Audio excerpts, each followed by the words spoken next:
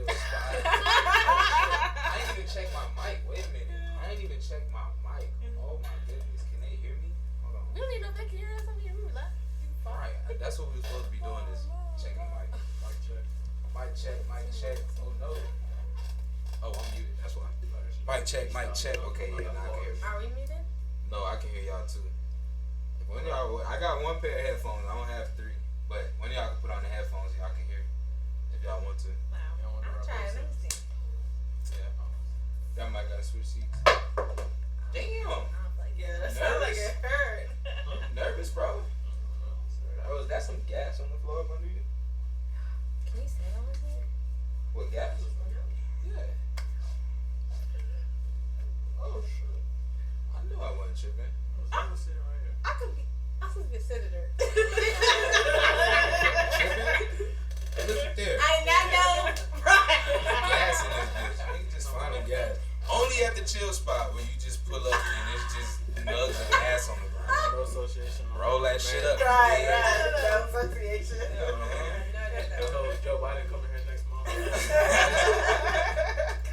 But hey, man, welcome back to the chill spot with your boy Booby, man. Zay and 90s are still in New York working, man. My boys will be back in a couple days. Y'all know what's going on.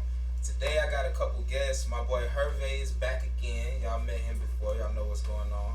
I got my girl Stephanie, who does luxury real estate in Atlanta. Not just real estate, luxury real estate, okay? And then, you want to introduce yourself? I'm so sorry. I was supposed to get the intros before we started, but...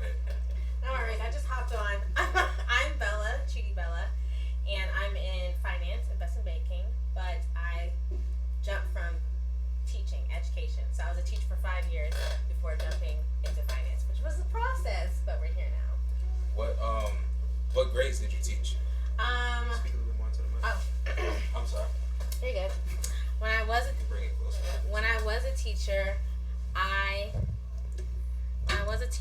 taught 3rd grade when I was teaching in Trinidad. You taught abroad? Yeah, I taught 12-year-olds when I was teaching in France. Je parle français aussi. And then when I was in the States, I taught 5th grade and I taught 10th grade and 1st grade. Okay, 2 questions. Mm-hmm. What was the toughest grade to teach, and where was the toughest place that you teach at? Or taught at? Damn.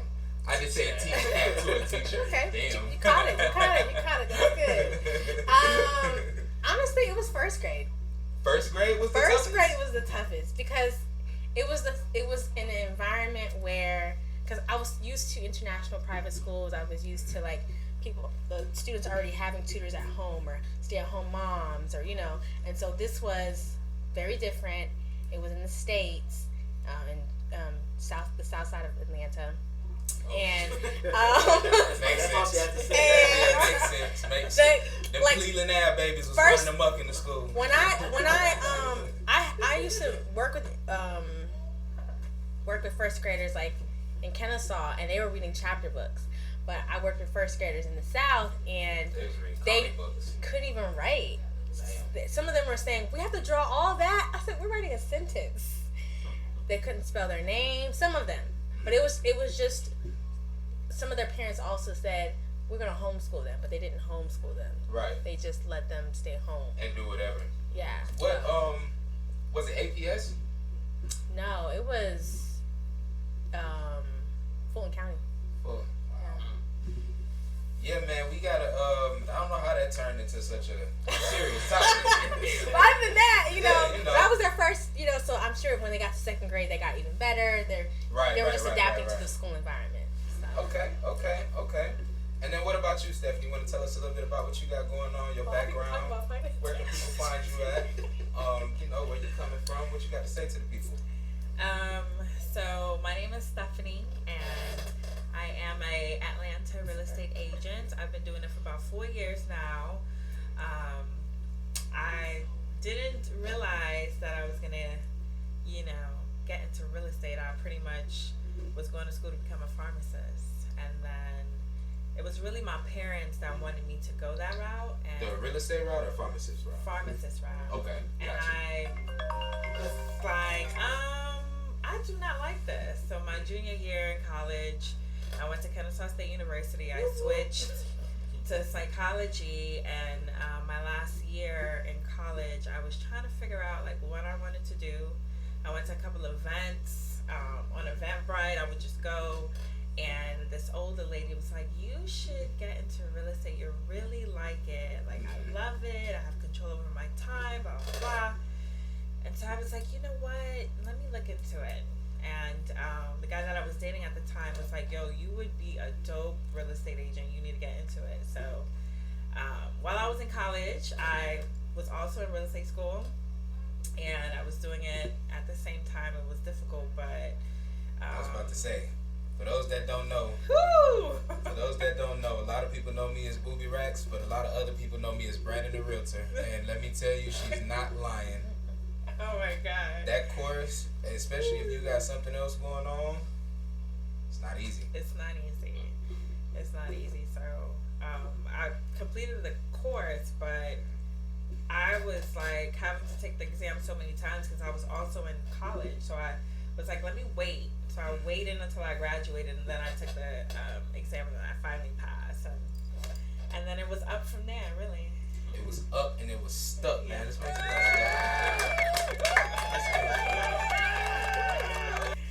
okay, and then, our final guest, man, y'all done met him before already, but I'm gonna let him reintroduce himself just in case we got some new people watching.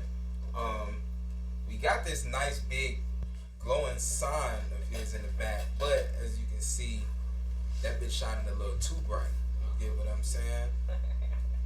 But go ahead, man. Let's hear something about what you got going on, Mr. Herve. Okay, let me let people know who I am. So for y'all who don't know me, my name is Herve Dor, aka Mr. Insure the Bag. That is what the sign says back there. Okay. But it's a little bit too bright. We shine bright. We illuminate the dark.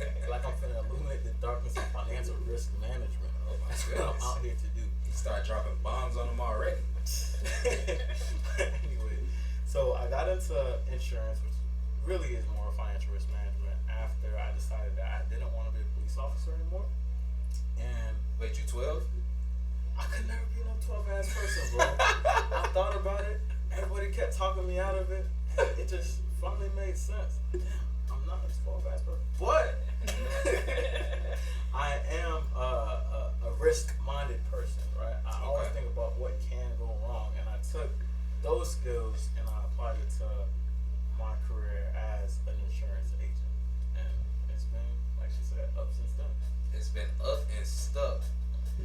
So yeah, man. So that's the show, man. This is who we got in the building today. Now let me take a few minutes to pay some bills. Y'all already know, man. Shout out to our sponsor, HelloFresh. Y'all go to my page, click on the About section, scroll all the way to the bottom, click my link. I got you on 21 free meals, man. 21 free meals. HelloFresh is actually really good. I got a episode coming where I have some HelloFresh come to the crib. We're gonna cook it live on stream.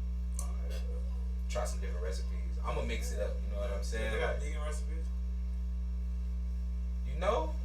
I want to say yes, but I don't want to misrepresent our sponsor, so I'm just gonna say I'll do some research and get back to you on that. Okay? I'm here for the affiliate marketing. Yeah, for sure. Got to. I got 21 free meals for y'all too. Okay. 21 free meals. You get a meal. Everybody get a meal around this motherfucker. Oh shit. I mean, oops. I'm not supposed to curse while the ad was done. HelloFresh, y'all give my money. Y'all seen that timestamp. Anyway, so we gonna get into some more, because I feel like we got a powerhouse in this room right now. I feel like it's a wealth of information in the room that we definitely gonna get out there to the people. But before we do that, we gotta get to some bullshit. Okay. So before we actually before we went live, there was a conversation unfolding. I think I walked in on that. No, I think I walked in on that, and I said, yo, everybody relax. So it's kind of a two-part question that started with the Lori Harvey girl. Oh. So let's start there. Lori Harvey, the floor is yours. Anybody can take it. Floor is yours. Where do we want to start? How can we unpack this? I feel like, for some reason, she's getting a lot of hate, but she hasn't messed up anyone's life. She hasn't made anybody a baby daddy. and the cannon. She left Michael B. Jordan in shambles. Michael B. Jordan is in shambles. Not really. You don't know that. You don't know who he has or what even really happened. Nobody. His face. Nobody has said like anything. A lost puppy. Nobody knew what really went on, so we don't know for sure what happened with Michael B. Jordan. But then again, there was no baby. There was no marriage. There's, She's just dating. She's young. She's younger. She just turned 26. Yeah. She was 25, 24, 23 during that time. Hey, man, and just so everybody's clear, I'm a fan of Lori Harvey. Hey, man, get the bag. I don't even think it's she's getting the bag. I think she already has her own bag. The thing is, she got these niggas signing $1 no, billion NDAs. because she doesn't want her name out there. Because look how she's getting treated. It's not because of the bag. It's because people are slandering her name. So she's trying to be smart about it. Okay. So it's something I was about to ask y'all when we were out there, and it pertains to it. But all right. So, are double standards a good thing? Sometimes yes, sometimes no. But that's why they double standards. It depends. Right. Because It a double depends standard. It depends on who they're helping. Right. A double standard is only a bad thing to the person that it doesn't benefit. Well, I mean, you get what I'm saying? In general, we can generally speak on this, right? Generally speaking, are double standards a good thing? It depends on the double standard. Give an example. Double standards when it comes to dating for men and women. I mean, we're biologically different, so I feel like it would be different different dating standards for each. And culture wise too, it's even farther than just male and female. It's culture. It is culture. It's there's so many different dating aspects. So here you can date. Other countries you only date one man or you get stoned. So it just depends on what's acceptable and what's not. I think, and I agree with that. So I think kind of like to piggyback off of that, I feel like it really comes down to the individuals that's dating. You get what I'm saying? Because what worked for one person may not work for another person, may work for another person. You get what I'm saying? So, say for example, like y'all was having that conversation out there, it was going down here too. Like they was in here talking about polygamy, and the room was divided. Half of the room is like, yeah, polygamy. The other half of the room is like, no. I got something to say on that too. I feel like you have to go back historically. I'm Nigerian. I know you guys are Haitian. Are you Haitian too? No, I'm Cuban. Okay. I don't know any Spanish. I was gonna come out with something. I just got a little dance moves. She just made up a dance. Anywho, I'm Nigerian, and polygamy, existed heavily in Nigeria, more so than now. But I feel like when I hear about polygamy, the way it's talked about now, especially in America, it's like they don't even know the whole purpose of polygamy. Like it sounds like when people talk about polygamy here, it's about sexual things. They don't even want to take care of the woman, not let alone more than one woman. They just want to have sex, even sex together. Polygamy back there was one woman would have her own compound, another woman had her own compound, or even if they're in the same compound, they have different areas that they do, and the whole purpose was to have a stronger unit. Mm-hmm. So you have women who stayed home with the children if the other women wanted to go out and do other houseworks or cook. You had other women teaching the children. It was just a helping hand. It was a community. And they were all well taken care of. It only happened for rich men. Only rich men could be polygamous back then. It wasn't like... And it's like that now. I honestly feel like true polygamy is like that now. Like, you can't want multiple women and you don't even have a career. Like, you couch surfing, but you want multiple women. I literally saw a video. I don't know if you know the Kendra girl. Sorry if I'm talking a lot, y'all. This Kendra girl, she's a podcaster person, and she interviews people who want to, be dating. And she interviewed this man who had dreadlocks, really tiny locks. And he was sorry, it was just because there was a real manicure. It was just and it was real tiny, and he was on there he didn't even present himself in a certain manner, and then he's saying, "Oh, I want to date this type of woman, this type of woman." And she was like, "Okay, so what do you do for a living?" And he was like, "Well, I'm a full-time student, so I'm not really working that much." She was like, "But you want to date?" And he was like, "Yeah, and the woman has to be open to multiple women because I want to date multiple women." He's like, "Oh, polygamy." He was like, "Yeah." And he was like, "Okay, so you plan on taking care of these women? How?" He was like, "I don't. I feel like everybody has to have responsibility themselves." So then she was like, "So what are they gaining?" Me? I'm like, But you know what's so funny about that is in his world, he probably done had some women that done went for it. So in his world, I don't think he's had a polygamous thing because he's not using polygamy correctly. That's not. I don't think he understands the terminology. He's probably just sleeping with one girl and another girl, and probably not even telling them. Well, I can think of a real life situation where I know somebody that didn't really have much to offer, traditional some things or whatever, and he was in a truly polygamous relationship. That's what I'm saying, but you know, you were right in the sense of like what polygamy is, what historically what it is. You get what I'm saying? But man, I just feel like today, I mean, bro, listen, I can identify as that ashtray if I wanted to. So when we live in a society where it's like that, I mean, it's whatever. Like, so I just feel like people just gotta kind of do what's best for them and find people that rock with that. Like, see, my whole thing when 2023 came around, when it was like December 28th, 2022, I put on my social media, I told everybody, the whole gender wars is dead. Like, I don't want to do no more gender war arguments. You get what I'm saying? And the reason I say that is because... No. That's different. If that's gonna bring a gender war, I can already tell. No, but I don't think so because okay, let's bring it back to Lori Harvey real quick. The reason I was even talking about Lori Harvey is because that boy Meek Mill did some hating ass shit on Twitter. Did y'all see that? We all agree, like, what did he do? Meek Mill's a cornball. Yeah, Meek Mill is corny, bro. Like, he got corny. I'm glad y'all know that. That's the only girls thought that. Nah, bro, that nigga's corny. Sorry, but like, basically, like when the Lori Harvey and Danius, what's his name? Franklin. Damson Idris. Damson Idris, that's his name. Yeah. So, yeah, Damson Idris or some shit like that. No disrespect, my boy. Hey, I fuck with you, Franklin Saint. But yeah. So when that came out or whatever, this nigga Meek Mill went on Twitter and was like, "Oh, shorty always dating squares," some shit. Basically called bro a square, like.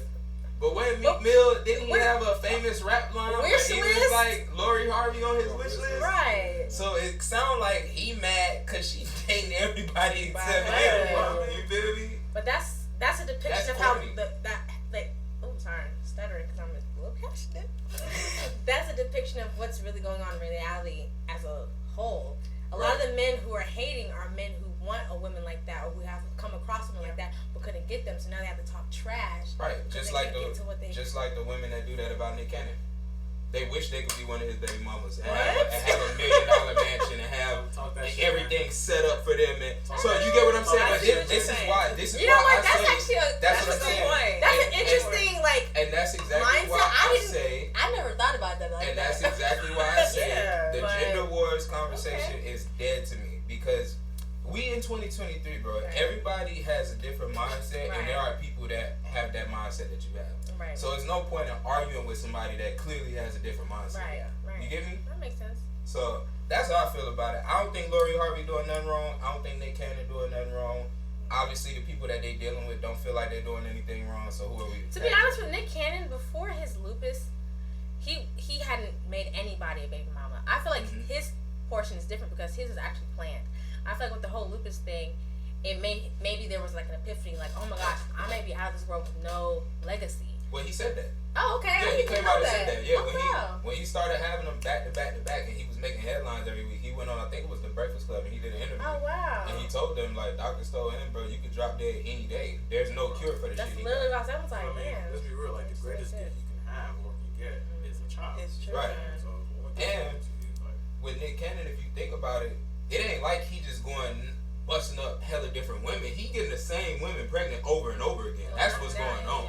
Yeah. It's the same women just having multiple kids. And it's an agreement too, like, and that's what's so much better. Like, there's actual conversations. They all get $1 million house. They get car. They get payments every month. 4 or 5 baby mamas, but it's like 11 kids, right? Yeah, exactly. I think it's like it's like 4 or 5. He got like 12 kids now. Why do you think Because I've seen that Mariah Carey is trying to get custody of her two children with him.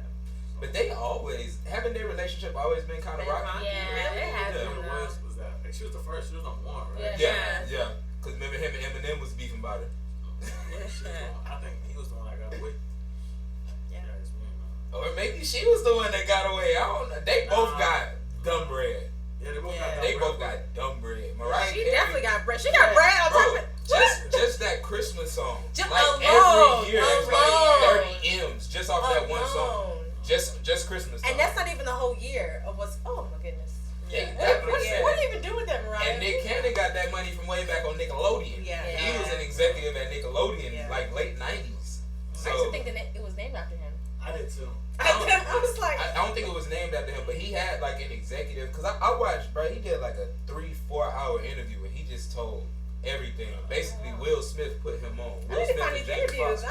Wow, man. And they, I think it was Will Smith got him in with Nick, and then by the time he finished that deal or whatever, he was like an executive at Nickelodeon. Oh wow. Like, yeah. So bro got old money. Yeah. You know what I mean? When it came to like, he a hustler. You can see his work. Yeah. He's like on shows and like, yeah, that's he's really good.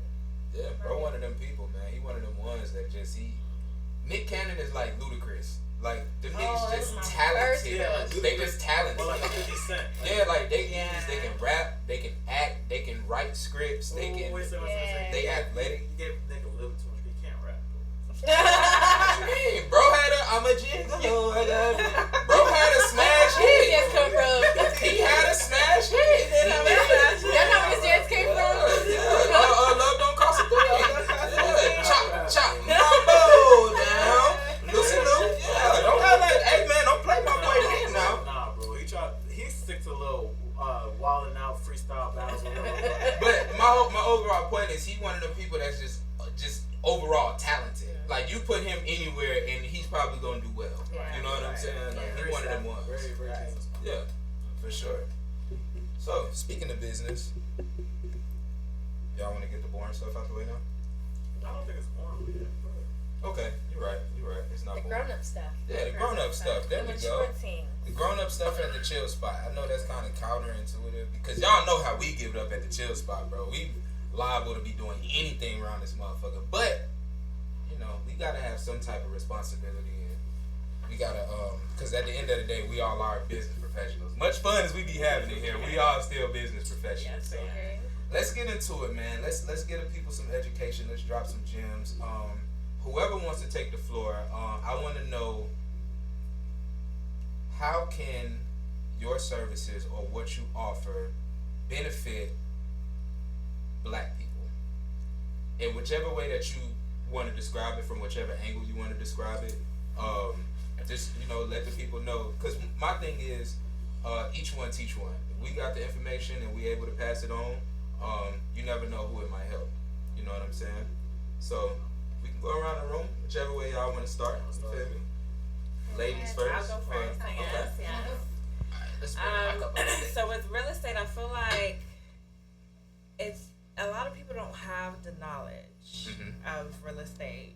Owning a home is very important. This is how most people become millionaires and having all this money because they buy real estate. So I think it's just knowledge that us Black people don't have, because these Caucasian people have been doing it for years.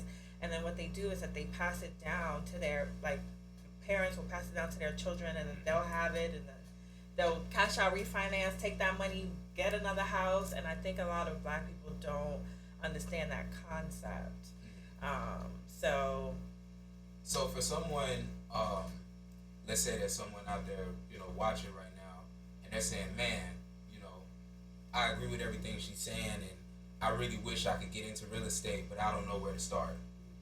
What advice would you have for them? I think getting with a preferred real estate agent, connecting with them, talking to them, letting them know what you want to do. Getting pre-approved is really important. That's the first step as well. The next step is to get pre-approved, to really know how much money you can, how much house you can afford, and just if you're not ready, what you need to do to afford that house. And there's so many different programs in Atlanta. I mean, you got USDA, you got down payment assistance, and all of that stuff to help you if you don't have the funds or the means to get a property. So I like that. So if y'all are looking to get some real estate, start creating some generational wealth for your family, for your children, I definitely recommend get with Stephanie. You know what I'm saying? Tell her what your needs are. Tell her what the situation is, and let her guide you in the right direction. Feel me? Feel me? Okay. Next. That's my friend Stephanie. Okay. Okay. Clap it up for the friend. Go friend. Yeah. Go friend. So yes, I'm Bella, Chidi Bella, and I was talking about teaching. I was in the education industry, and I am now in finance. And I didn't always think I was going to be in finance. I always saw myself as an educator, but I didn't realize how much money was so much important until I became an educator, and I realized I'm stressed. And my summers usually at first used to be for traveling, and then it was like now I'm getting more bills, and now I can't even travel the way I want to or how I want to. So I pivoted into finance, and surprisingly, I love it. Like, I love learning about the investments. I can't speak too much because I am still in the corporate world, but we just had some promotions, which means money's trickling down from the company, and like I just love being around people with money, and even just I did not realize the world. We all can agree with that. We all love being around people with money. And it wasn't easy to get into, because coming from education to finance, even though I feel like if you can be a teacher, you can be everything. It was really hard to get into because they weren't just allowing people out of nowhere. A lot of people have 10 to 15 years plus of knowledge in it, and luckily, this is the main thing of networking. I know we're pivoting, but yeah. So with networking, I knew I wanted another change. I wanted to get into tech or something of that line, and so I enrolled in an MBA course, and then I joined the National Black MBA Association, Atlanta chapter, and then I learned how to golf because a lot of money is made on the golf course. And then I went to a lot of the events, and one of the events was at a golf course for the National Black MBA Association. I became friends with the directors, and then I mentioned that I was interested in finance, and then they mentioned a position at which is where I work, and then the rest is history. Nice. So I couldn't get it necessarily just with the educational background, because I didn't just come from a finance background, but with the help of and then starting my MBA as well, because now my MBA is in finance. But so nice. So are you more on like the financial planning side of things, like helping people get their portfolios together, basically, and help people with investments and figure out what to do with their money? And then on my own side, what I can do, which is what I do now, is I help people with grants. So all industries like trucking, real estate, teachers, people of all walks of life, I can help with grants. I even have business plan templates, grant proposal templates, budget workbooks. So whatever you need, come to @CHIDIBELLA. And the Chidi is Nigerian because I am Nigerian. Okay. That's it, so y'all. you heard what she said, man. If you need some money, if you got a business plan, because it's a nice world out there. If you need some funding, the money is out there. Y'all go holler at Chidi Bella and go get right, man. Go get that bag. Yes. Nah, Herve, what we doing with the bag over here? So, after you secure the bag, right? Hold on. Back it up a little bit. After you secure the bag, it's very paramount that you #insure the bag, and that's what I help you do. Okay. You know what I'm saying? Mr.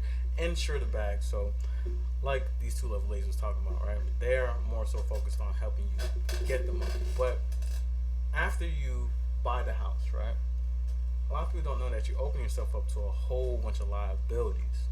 Whereas if anything was to happen at that house, there's a financial burden that occurs afterwards, right? And how do you handle that financial burden? Whether it's somebody slipping and falling and deciding that they want to sue you, or your dog biting somebody, or whatever, right? That's where I come in. I help you get the product that you need, so that way you don't have to spend your own money in the event that these situations will happen, which they will happen, because we all know what can occur will occur, right? So when it does happen, I help you make sure that you have the right things in place, so that way you're covered and you don't have to come out of pocket personally. And that's how you keep your money.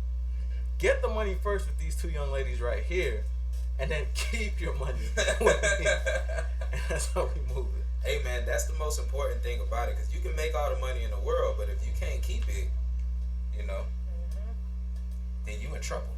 Big trouble. Hey man, I like it. I like it. Like I said, man, it's a powerhouse in here right now. You got ways to get it from any direction. You get what I'm saying? We got real estate, we got personal finance, we got insurance, we got the chill spot. Y'all know what's going on. But yeah, man. So this is good, man. I think this is really good information that we putting out there into the world. Is there anything that y'all want to add to that?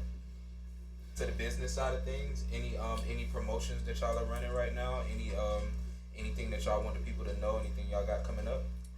I have a grant bundle, the ultimate grant bundle list that is on sale, and it contains about over 120 lists of grants, so you don't have to keep searching on your own. It's listed right here depending on your industry, and I have the list of industries already noted on there, and it's only $88 for Chinese money, because you know money. We didn't hear that last part. Oh, But so I got you. We got where you was going. I was gonna say, you faded all the way out.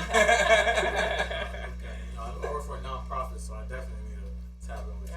Okay. See, there we go. You see Connect, how networking works? Yeah. Your network. Hold on, how you say it? Your network is your net worth. Or is it Your your net worth worth? is your net Is worth. your net worth? Yes. Some Don't shit be like afraid that. to go do rich people activities like you said. Yes, golf. golfing. Hey, kudos to that, because I've been wanting to learn how to golf, but every time I go to Top Golf, I end up swinging the fucking thing out into the field. So, I'll be on the course. You feel me? Yeah, bro. I'm gonna start playing. What's the one thing? Croquet? Croquet. Yeah. yeah, that's hard. That's some foreign shit though. That's like they play that from other countries, right? He still want to play it.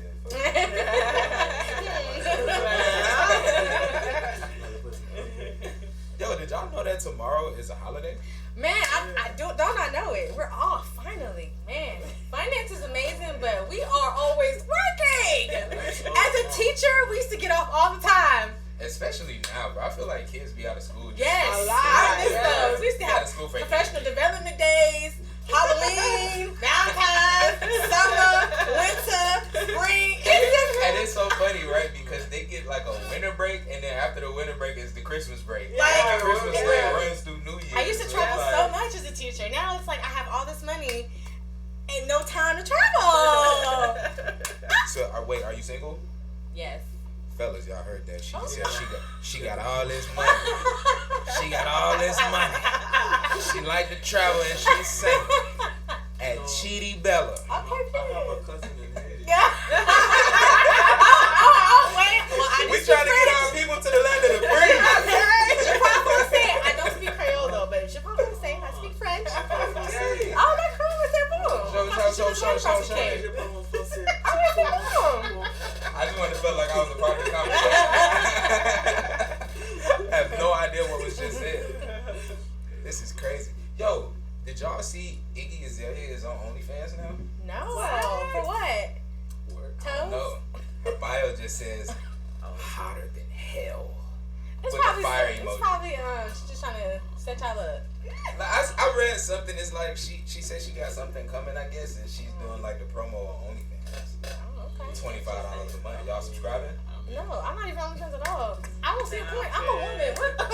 I mean, she could be talking about anything now. OnlyFans is not only geared towards. I mean, there's other platforms You though. could- There's I there's mean- YouTube. There's Google. Yeah. There's Well, yeah, well, what's- maybe Hey, she, but- maybe she is. Look on OnlyFans. You're trying to see some smut. That's Yeah, maybe she. But it's too connected to other things. What it's turned into, unfortunately. But did y'all peep the Javante Davis fight? A lot of those fighters were sponsored by OnlyFans. Like they spent the bag on that. So OnlyFans really trying to. They've been said that they trying to separate themselves from. Oh, They okay. need a, But I mean, they need a strong rebrand right now. Yeah, I didn't know that they're trying to. I don't think they need a rebrand. I thought Honestly, they were think only they known just- for. Yeah. That's pretty much it. Yeah. They didn't do Pornhub. You gotta pay for porn now. It's not free anymore. Huh? I don't know nothing about that. Like. Oh, OnlyFans. You probably still Google some shit, but Well, yeah. for the most part, OnlyFans and Twitter. Right. Yo, are y'all on Twitter? Yes. No. Dog. Yeah. ever since Elon took over, they kicked me off again, bro. Wow. I got banned again, bro. What you going? What do you be on Twitter, bro? Nothing, bro. This time they banned my account. This time because I said Chris Brown is not biracial. What? He ain't. No, He not. I don't even know about the statement, but why would they ban you for that though? They said it was hate speech. What? Really? Swear to God, they said it was hate speech. They said you was a hater. They said I hate biracial people because What? because Chris Brown ain't biracial. You can Google. But what it. is he though? What's He his black. mom? I thought his mom was Black. white. No, both his That's parents not. is black. Both his parents is African American. No, bro. Both his Oh, parents is that's- African American. His grandmama? Native Indian, Native American, or some shit like that. Where you from? Virginia. Virginia. He's a nigger. How do y'all feel about this word actually? You know the word kata? No. Okay, never mind. Kata? We'll talk about that next time. Kata? Apparently, What is Americans. kata? Can I say that? Can I say that on stream? Is that kata? Can I say that? Let me say it Let me again. stop. Let me stop. say it again. Hello Fresh. Y'all click the link on my profile. 21 free meals on me. Alright, go ahead, me. Oh, no. I'm really waiting him like that. No. Nah, we still live. We still live. It's with the A, akata, like A-K-A-T-A, akata. Akata. So apparently, Africans used to say that growing up when, things went down. We used to call Americans that. And then Americans said, oh, now we know what it means. So I was just like, do people feel offended about that? But you guys don't even know what that means anyways, because I forgot we were all. Akata? I'm about to start calling niggas that. Fuck you at Akata ass nigga. Start using that shit. Might be in the wrong context. Man, what an Akata macaroni ass. You start saying that shit, bro. What the fuck? I have no idea what that means. Goddamn Akata. Yeah. Oh, damn. Oh, is that's how you use it? I mean, Hey man, don't be on here offending nobody, man. no, We all about love and it's peace. mainly the intent though, too. You know how like when you say like if you call a B word to a girl, you look good. That's a good intent, but Beat your ass. What's Beat up, your my ass. Akata? no, Like that? don't do that either. Cause it's like just you tell can be your- like, what's up, my nigga, or you can be like, what's up, my nigga? Like, you feel me? Right, You but know this what one I'm is saying? more because it's an African terminology. You'd have to use it with other Africans or other To people. be right, to understand. try the right context. Yeah, you wouldn't say it to An American, they would understand. It's like My Akata. it's like, hey, my Karen. Like what? Yeah. You going up to a Karen and say, hey, my Karen. That's crazy. Nah, I got some homies from Africa though, but my homies they from Cameroon. They francophones too. Yeah. Yeah, they speak different. Yeah, they speak good Big French. Yeah. They bougie as hell too, Yeah. bro. This shit is funny as fuck. I be They like, really are. Oh, They're so like, about French Africans. Are y'all going to the Joy Philly concert in February? I'm gonna be in France. Speaking of African music and culture, we going to Afro Nation this year. It's in Miami.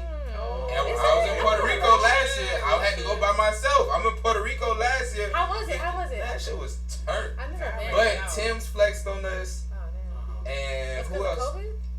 Nah, Shorty just didn't pull up. What? What her song had blew up Yeah. like that. She really started like Oh, so she got going hits or crazy. something? And she was like, nigga, I'm Wow. not going to Puerto Rico. The fuck. right. Tim's flexed on us. Who else flexed? Burna Boy flexed on us. No. Wizkid pulled up. Wizkid Okay. came. Okay. But Burna Boy and Wizkid, they gonna be in Miami this year. Oh, I yeah, believe okay, Tim's yeah, it's gonna gonna pull be up lit. this I year. need to see Burna Boy again. We 'Cause I gotta feel go. like I need to re-up. Burna Boy is I know. turned. When he came to Atlanta, it was. Bro, turned. I Shut fuck down. with Burna Boy. Yeah, Burn Boys. I want that Vito to pull up too. Oh yeah. Are they beefing or something like that? Who? The Nah, I mean they had a little thing, a riff raff, but I feel like they squashed it some time ago. Last Burna year, I Boy feel like they and- squashed it. And Davido? Mm-hmm. Right? Yeah. I'm not in tune with the I feel Afro like beef. Wizkid, don't they beef on Burna Boy too? I feel like everybody was beefing with Wizkid at one point. Cause remember they was trying to say like he like ain't who he say he is type shit. Like then the nigga used to be really? darker skinned than he is now. Now he I know like, about his age. They said he's supposed. He said he was like 16, but he was really like 19 yeah, or 20 he was or old. something. Cause Wizkid been in the industry for For a a long ass time. time, bro. Like young. he hella long, and then like he just recently, I guess, started blowing up in the American mainstream. But yeah, broken out for it, but just like Bad Bunny. Bad Bunny been going crazy in Puerto Rico. To Bad Bunny, that's my guy. I need to hear some more. I need to hear some more because What? Bad Bunny's that? He got good, just straight, just like reggae vibes, Yeah. bro. Like it's straight reggae vibes. It's fun. You make real fun music. I need to pull him up. Because when someone told me about Bad Baby, right? That's the name? Bad Bunny. Bad Bunny. Bad Baby is that badass white girl. That's what that's what I looked up. I'm like, what? I looked her up. I was like, what are y'all talking about? This is that. And they're like, no, it's a Hispanic or whatever. I was like, this girl. Yeah, but why is his name Bad Bunny? It was like, have you ever heard of Potato 404? Who? What? Potato 404. Is that place that you went to the other day? No. It's a party. Oh no. I don't even know many Hispanics. I'm not hip. I I'm not hip. They reggae time to a party. Oh wow. That's hard. A Hispanic. It's like a Juve type shit. That's hard. Where's that? They do that what's that shit called? Damn. It's a event place in Midtown. It's in Midtown too? Yeah. I thought some And you shit said like that it's would called be Potato Madison. 44? Potato. So potato is a Dominican term for turkey. Oh wow. Oh. And they be turking young. Okay. They be turking young. That's just like La They do. Chingada. Well, let me not point, but you know the spot La Chingada? Yeah, like that's La Chingada is Mexican for like what the fuck, like this bitch turned, like what the fuck, like that's what they call that shit. That Bad Bunny was there. Matter of fact, Bad Bunny pulled up to, bro. Bad Bunny was in La Chingada like maybe 2-3 months ago. So had this whole shit Bunny lit. came to Smyrna. Oh, Bro, that my nigga was God. at La Chingada and that bitch just chilling, smoking a hookah That shit was with his so boyfriend or whoever. Oh, he's Yeah, 'cause that gay. nigga's bi. Yeah. Oh, or bi. He be on stage like making out with his male friend.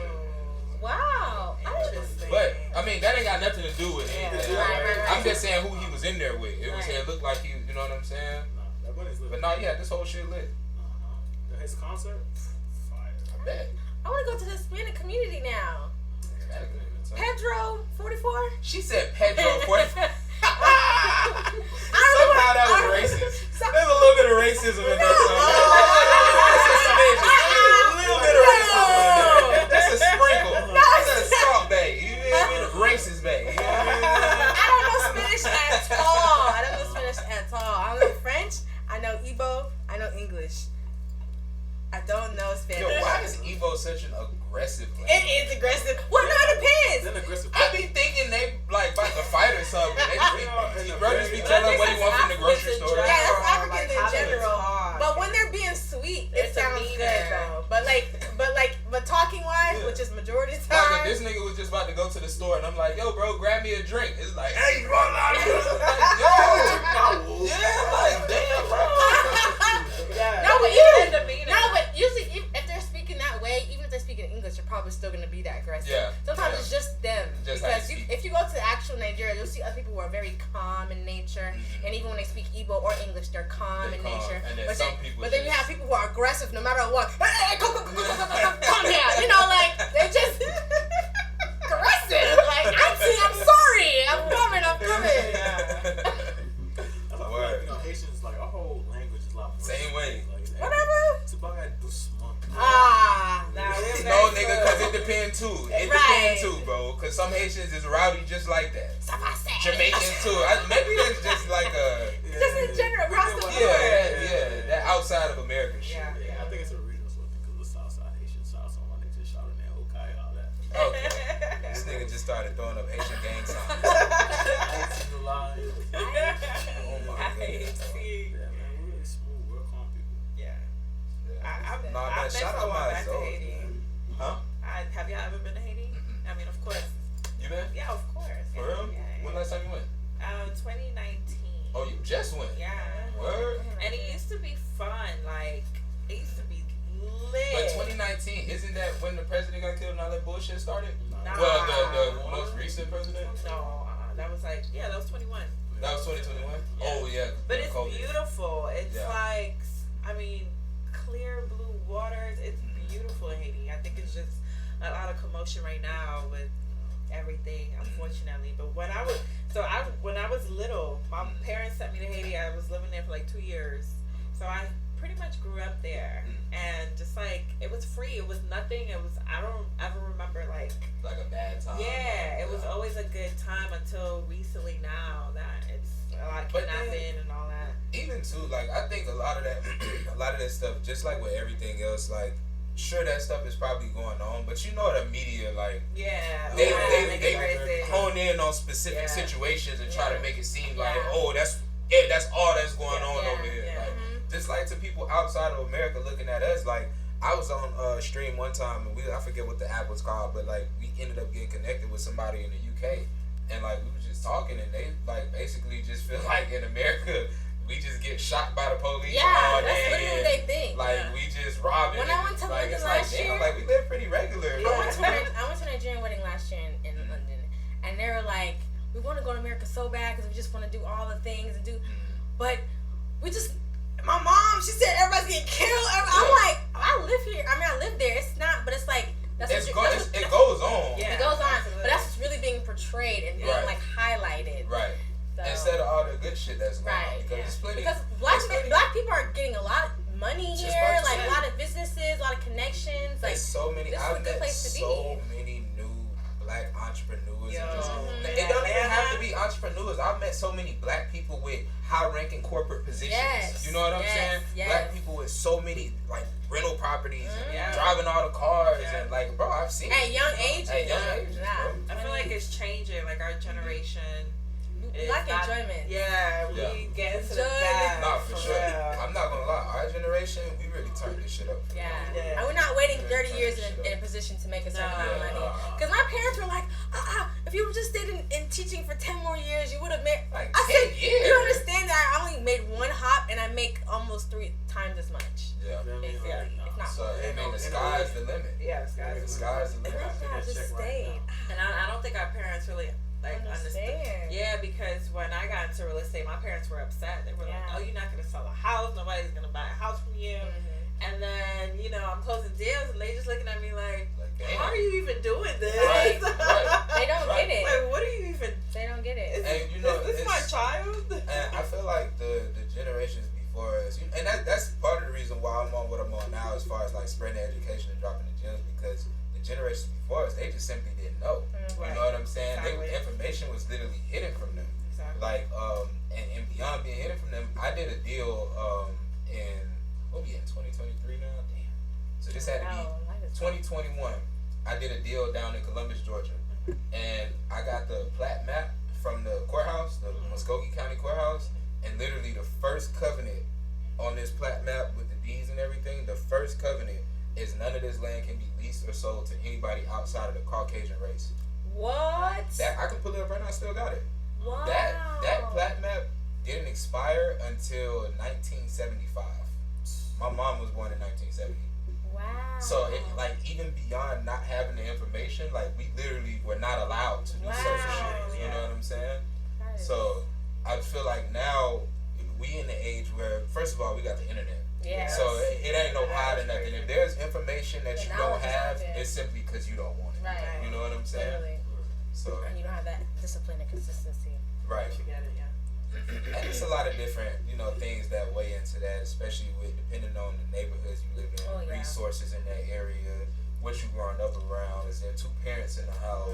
What school district are you in? You know how that can affect no, kids. it really can. Because some of these schools don't even have the resources to teach the kids. They still using textbooks from 1960s. That's right. I didn't even feel challenged in school until I went to a white school district. Oh shit! Like I got actually study. And they be challenging. I'm telling you, first graders was reading chapter books. One of the first graders in Kennesaw was crying because she got like a 90 on her math test. I said, and she wanted that. She wanted 100. We had to call her mother to calm her down. First grade. That's different. Could you get 100? That's different. Meanwhile, you go to the inner city and it's like, I got a 70. I'm good. I can write this whole sentence. It'd be like that. Like I went to so I moved around a lot when I was a kid. Like my life started in Miami, then I came up here. But I lived everywhere in Atlanta, from the south side to the west side to Marietta to Smyrna. I done lived all over. Then I went from here to Cleveland, Ohio. And when I tell you, What's in Ohio? What's in Ohio? My dad's side of the family. Oh, okay. So when I got up there, I was in like 11th grade, and bro, like the classes, like they had to put me in like these advanced classes because the regular curriculum for them shit that we did down here in 9th grade. You know what I'm saying? So it was like I was ahead, but nigga, I wasn't really ahead. It's just them niggas was behind. So and the school was rough. Like it was one of the metal detector schools. It was one of them do the right thing schools. Wow. Like real shit. It was metal detectors in that bitch. Motherfuckers getting shot, niggas getting stabbed. Like it was one of them schools. Like shit like that is crazy. So it really depends on for sure. For sure. What's some more fun shit we can talk about? We got a little deep. Man, shit, we get a little deep. Right, Some deep, huh? But hey man, that's the cost of knowledge, man. You know better, you do better, you know? Okay, I know what you're going to get. Oh, I thought you was going to get that gin. I thought it was time for that segment of the show. Y'all want a shot? There's a segment to the show. Yeah. So, hey, Stream, we gonna bring back Drink of the Week with Herve. You dig what I'm saying? I don't think he got his whole kid and caboodle this time. Okay. Yeah, last time he came, he was a pretend bartender. Except part-time been. Yeah, he had he had the whole kit. He had a muddle. He had the shaker cups. He had all type of shit. Unfortunately, this year, 2023, Chidi is not drinking. So. Hey, congratulations for that. Oh, for the month? Okay, well, I'll drink for both of y'all. I already done my fasting. I went last year. I did like 7 months without smoking no weed. Oh my god. I didn't stop drinking. I was still, but I did slow all the way down. Like I used to drink every day, but now I really only drink like in a group setting. So do you think your drinking every day, is it tied to anything, or is it just a habit just picked 100%. up? I was depressed as hell. Oh damn. Yeah, hell yeah. Like even like I move through life like ain't nothing wrong. You know what I'm saying? But in the back of my mind, like I be battling with shit. Yeah, and I think that's a lot of people though. Yeah. A lot of people don't understand. Like we go through shit. You know what I'm saying? Especially in real estate, like people they do not care. They want their house. Yeah. You know what I'm saying? Like my phone is on do not disturb at 9 p.m. And you gotta give yourself the mental breaks. You gotta be able to time block. Because if you don't, you know what I'm saying? Like that's another thing that I wanted to kind of touch on is like I feel like we are in a time where like everything is just based on money. Like everything you do gotta produce money, and it's like dog, like money is important, but I feel like people throw money in everybody's face so much that we kind of lose sight of everything else. Our purpose. What we really honestly, want. I was just watching something. I forgot who stated it. I think it was, I don't want to misstate it, but it was something like along the lines of like we're here for like evolution and like innovation, and that's basically it. Yeah. But just enjoying the process, which is why I believe everybody should be rich, because you can enjoy life a lot better. And you can innovate better too, because you have more peace, you have that cushion, you know. So I mean, it's not money isn't everything, but it does make your life a lot. It does. Of course, it's 100% extremely important, and like obviously without money. In the society that we live in, in the society we live in, things are harder. You can't do anything without any money. So, and that's something that, we all understand and we know. I just feel like what it really is, I feel like as a culture, just like all of us, and I don't even mean like black people, I just mean as a social media culture is really what I'm speaking to, because that's where all the bullshit really starts from. It starts on social media. I feel like if we just spread more love and positivity on social media, rather than trying to shit on people because they don't have this or they don't have that or they can't afford this. I saw a snippet of that type of look when what did I forget his name? One of the Migos. Takeoff. When Takeoff died, they were starting to announce that a lot. R.I.P. Take, man, long live the rocket. They were starting to announce more of like positive rap and like bring a positive to your wording and to your life, and so I saw that for a snippet. So like I think we get caught up in consuming a lot of negative things. Like we consume a lot of negative things on a day-to-day basis by like the music that we listen to, the shows that we watch, like Love and Hip Hop, Real Housewives or whatever. It's true. Like all that is just negative things that once you see that you start imitating those sort of behaviors. Subconsciously too. You don't even realize it. You start speaking different. You know what I'm saying? Your thought process it becomes different. You know what I'm saying? If you wake up and you start listening to NBA Youngboy, like I ain't gonna lie though. boy got some shit that when you first wake up in the morning, that shit gonna get you right. You know what I'm saying? Ultimately, I think it's all about balance, to be honest, because you can have a ratchet time and you can have a more sophisticated time, depending on the moment. And neither is better or worse than the other. But I also I read somewhere that if you listen to something, it's the same as you reading it. Like you're retaining that information the same way. So you have to be mindful of what you are also listening to, because it's like you actually reading it and then consuming it in your brain and things like that. So. Yeah, and I think, like you said, it's all about balance. I think everything is good in moderation. Like, you know, I was telling my girl the other day, like, sometimes now when I get in the car, I don't even listen to music. I like rather turn on a podcast or shit. Sometimes I just ride in silence and just listen, you know, just be in my thoughts. Yeah. Because it's like, damn, like, when you really listen to the shit that we do be listening to, like, none of it is good. These rappers don't tell us nothing except they gonna fuck our bitch. They got more money than us. We some broke ass niggas. They got more jewelry than us. Fuck these hoes.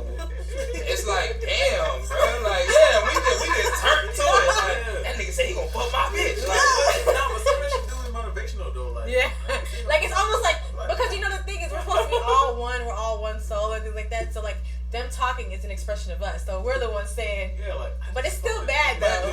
When that's all you consume. Yeah, exactly. Yeah, it's not good. That's where the balance comes in. So now, even if you so super consumed in that, even when you go outside, you might see a beautiful woman, but that your thought is gonna be that your favorite line out that song that says, "I'm gonna fuck that bitch, I'm gonna suck that bitch." So your approach to her is gonna be different. Like, you feel me? Like, you know, in the 90s where they had like a respectable rapper, like, oh, that's a queen. Yeah, give us some comments. No. See, we gotta go back to like the 80s and 90s R&B. Oh yes. Them niggas was begging for their bitch. But you know what? That was only in the music though. That was only in the music because behind closed doors they was always in their own little thing too. They'll do some toxic shit and then go make a song serenading the bitch with tears in their eyes and crying and baby please come back. The romance it was some there. soul the in it. romance was there. Like, I really need help understanding because what is toxic? I don't understand. Oh shit! I need a drink for that one. Where my cup at? What is toxic? Because I don't understand. To be honest, I feel like everyone has a level of toxicity. Some people have a smaller level, just like the whole narcissism thing. If you be like, I know women like to really throw that with the whole men. They're all narcissists, but I feel like everyone has a little bit because women who are all about their looks or all about one attention, that's also a form of narcissism as well. But it's just more acceptable because it's a woman. So I just think it also just depends. Is it still going? Yes. I was like, I'm about to hit a move. Or like everybody has their own toxic trait. You just it may be higher than others, lower than others. You have to learn to be able to. Everybody's crazy in some way. Not me though. Well, I mean, is it not objective in nature? Because what might be toxic to somebody might be. It's true. It's true. And that's why you have to find your person because some people don't want to be called a B-word, but some women be like, my man called me, you know, like, I don't know that. Right. Or, like, I don't know. I think everything's relative, to be honest, but. Because, you know, we Haitian men, and I think Nigerian men too, which is kind of funny, but we get a very bad rap of being toxic. Well, Nigerian men also get a good rep on being very. Well. The thing is, I don't know much about Haitian men. I haven't really met many Haitian men. So tell us about the Nigerians. But the Nigerian men, they're really good with spoiling their women. They are. But it's like a give or take. That, you know. Because, I was about to say, because I know some Nigerians, and they spoil you, but at the other hand, they're also very, like, overprotective or demanding or... Overprotective is the wrong word. What's the word? I don't know about this day and age, but yes, back then men did do the whole beating. But that was like, I felt like that was in a lot of generations because I felt even in the black community I was learning more, and that was a thing, especially because a lot of women didn't have a lot of say so. Yeah. So and they even knew about their husband having another family, and they couldn't do anything about it. That's so toxic. That's top notch toxicity. There's a term that me and my college have coined for that sort of behavior, and it's called PDs. It's called who? PD. PD? Yeah, it stands for Petit Deo. It's what? Petit Deo. There's a song about it, actually. I got the small part. What's that mean? Our stream is America based, so you gotta translate that. Petit deal is outside child. That's really Oh, like you for the streets? No. It's a child that you have outside. Oh, like a bastard child. Child outside of wedlock. Yeah. It's a bastard. Yeah, bastard child. But being a PD is just so wildly common in Haitian culture. For example, my grandfather had about 30 kids. Damn. Yeah, he was outside. But back to what you said about polygamy, he was in. He had the resources. Yeah, he had the resources to take care of each household. And he had multiple kids with more than one person. Like, he was polygamous. Whether he knew it or not. Oh. It wasn't planned? He wasn't planned polygamy. Right? Okay, so he wasn't married to this woman. He was just, okay. One woman, but then Oh, well, that's not polygamy. That's not polygamy. That's still. That nigga was just That's toxic. different. That nigga was toxic. In Nigeria, the men are actually married. they all married. of them. Yeah, each of them. But he was taking care of them, and they never saw outside. You know what we call that? Polygamous. A PIMP. That's what we call that. Papa was a Yeah. Your granddad was outside. That's how that was. He was outside, but he had a whole bunch of PDs. You know what I'm saying? What? Bro, you do know you talking about your uncles and your aunties, right? I know they PDs. They some PDs, and they got PDs. You feel me? Hey, it is what it is. The cycle continues? Oh, hell no. Man, Thank y'all for letting me know. No, so let me ask y'all. No, because I think it's even beyond the Haitian culture right now. What are y'all thoughts on marriage in 2023? Because it seems to me that most people, men and women alike, are like at a point where they're like, man, fuck marriage. So, I'm sorry, but let me kick it off. So, I don't have a lot of married people that I look up to, right? Right. But of the 5 that I did have, 2 of them. 5. Yeah, I only have like 5 people I know that I'm like, oh, they're married. I might want to look up. Isn't marriage 2 people? So what? No, so like No, 5 groups. couples. 5 Yeah, married. Oh, 5 couples. Okay. Right. Like, out of I'm 5, like, wait, hold on. I'm gonna ask, like, hold on. What the fuck? Okay, go ahead. Like only one of them is still together. Oh, wow. And like, of them, Evans. I don't know if you should be saying his name. Damn, bro, why you just name dropping my boy like that? Well, but nigga just got a divorce and shit. He got 4 kids. He's still going in. It is what it is. This is Herve Door talking, ladies and gentlemen. Herve Door. Okay. I was like, damn, bro. I really looked up to y'all relationship, not to put too much weight on this shit, but Yeah. It's discouraging when you I think see that's what it is that we don't have a lot of good marriages that we see. And I mean, like, if we don't see good marriages, and all we seeing is, oh, he cheated on me, oh, he not paying my bills, oh, why would we want that? And that's another thing that social media fucked up. Because before, if you had issues in your home, your issues stayed in your home. Right. Now, as soon as one person cheat, the first thing they want to do, the other person do, is run to social media and make a post. And that's why it lasted longer too. Business. It lasted longer because no one else knew the business. The women could use their work own mindset to go work through. through your if issues. we're being real, like, is cheating even a good enough cause? Depends on the situation. It Depending on how it happened or the discussion or My whatever. general answer is no. Right. But But it depends because some people were outside of the marriage to begin with. And then now it's called cheating because they decided to stop, but they were already starting, Or another thing was he told her this was going to happen. She still stayed and continued again. Like, it just depends. Or it could be actual cheating where he was deceiving, or vice versa. The woman was deceiving, and And see, I was thinking about it more so to the point, like, okay, boom. Say for example, you married, you and your spouse get into it real bad. Y'all separate for a few days. Somebody have sex with somebody else. even that. To me, that's not grounds for divorce. Right, exactly. You You know guys what are broken I'm saying? up. And you see how you Yeah. said that? That's the same thing that happened with Will Smith and Jada Pinkett No. Smith. That is No, what no, happened. no, That no, is no, what no, happened. no, That is what happened. Nigga, Hold on. How you gonna say that? How you gonna say that? Then how you gonna say that? First of all, Keep it consistent. Keep it first of consistent. all, August Alsina was Jaden's friend. That nigga Wait, came to what? the crib for Jaden. They were friends. I didn't know that. Wait, Wait, are they the same age? Bro,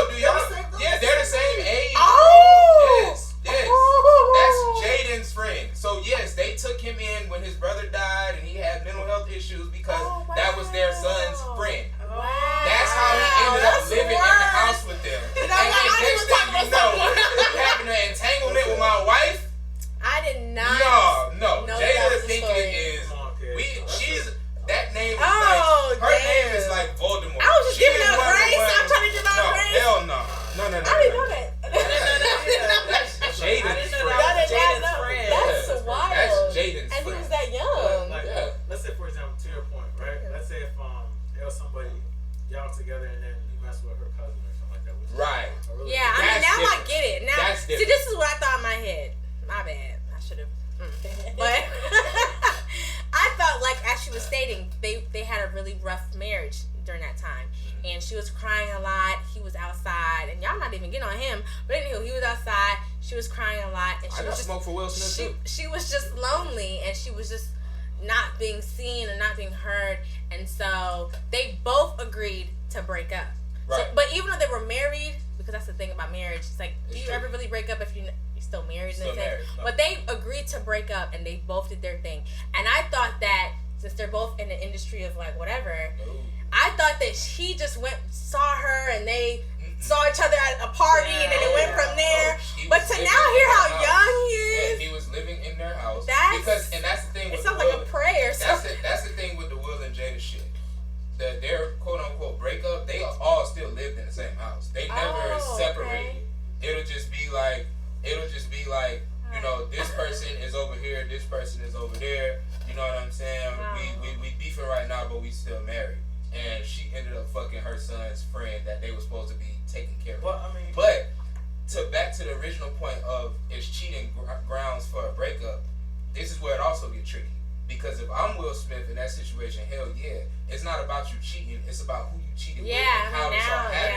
Yeah. But it get even more tricky when you Will Smith, because Will Smith worth like 300 M's and Jada worth like 5. Yeah. So it's if he does divorce, no, because if he divorced her, that means he's worth 150 now and she worth 155, and he the one that got cheated on and humiliated. Yeah. So it's cheaper to keep her. Right. I remember him saying that, but that's not what he said. It's cheaper to keep her. He said that she said that, and he was like, "No, it's because he loves her." That nigga don't want to lose his 100 M's. He loves her. Let me ask you this question: is there such thing as cheating respectfully? No. Cheating is cheating. You can't cheat respectfully. No, what you can do is you can have a conversation. Yes, you can have a conversation with your like, girl. Because shit, bro, like, to be honest, bro, like, the thought of only being with one person for the rest of your natural life, and we only 30. And you would find out how understanding women actually are. Yeah. If you talk to women, people in general, bro. That's nothing. I feel like men don't see women as people sometimes. I'm like, if someone came to you with, the thing is, men be sensitive. Because men be double standards. The thing is, women are not coming to men to try and be with other men. That's the thing. We're not trying to be sexual like that. A lot of people are doing that because it's more so because men are they're lying about it. They're being deceitful, and it's hurting worse. Now, if you were coming to someone and saying, "Hey, honey, like, it's been a few years, and like, you know, I just feel a little disconnected, and we still have this bond, but I just want to be out, not even looking for sex, but if it happens, it happens, or like, I just need to find myself, stuff like that." She can be like, depending on who they are, I don't know. And she can be like, but at least you gave her that option. Right, if you have a real person. Right. If you pick your partner, like your bestie or whatever, then they should be. Yeah, but I mean that shit sound good, but actually having that conversation is not. A lot of times it's easier to just sneak and go do some shit real quick than to try to sit and have that conversation. Not saying that that's right, but you know what I'm saying. That's usually how it happened. Like, it's like, bro, how the fuck I come to my girl and say, "Hey, bro, I'm tired of your pussy." That's not what you're saying, though. But that's how women will take it. That's how a woman will take it. Yeah. If you come to your girl and be like, "Man, babe, I've been feeling a little disconnected. The sex ain't really hitting for me like that. I want to go try some different options." In the female mind, the only thing you just said, "Nigga, my pussy trash." Yeah, because if you said it like that, did you not hear how I said it? I said I need to find more of my purpose. Who talks like that? Change the wording. Like, be real. Be serious. Let's be for real right now. Let's be for real. Who talks like that? Nobody talks like that. We don't